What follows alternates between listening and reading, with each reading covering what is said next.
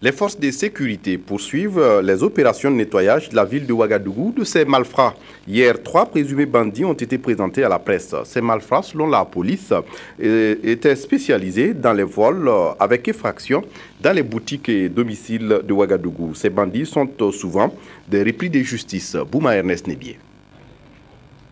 Ce gang, composé principalement de Kamboussi et Romain, Ouedraogo Ado Etienne et de Sawadogo Samuel, selon la police nationale, est spécialisé dans les vols à main armée. Et plusieurs domiciles et commerces de Ouagadougou ont déjà été la cible des opérations du gang. Nous citerons pour exemple l'attaque à main armée perpétrée dans la nuit du 5 au 6 mai 2014 et dont a été victime l'entreprise ASIBF. Au cours de cette attaque, ils se sont emparés de 3 pistolets et de numéraires d'un montant de 24 millions. Dans la nuit du 14 au 15 mai, braquage dans un domicile à Ouaga 2000. Au cours de ce braquage, ils ont emporté une somme d'1,6 million et 4 téléphones portables de grande valeur. Dans les nuits du 19 au 20 et du 27 au 28 juillet 2014, ils ont perpétré aussi des braquages dans des domiciles en zone 1 et à Karpal. Ce groupe de malfrats, dont certains membres sont en cavale, préparait minutieusement ses plans d'attaque avant ces opérations. Les armes sont enterrées habituellement dans le canal de Kosodo.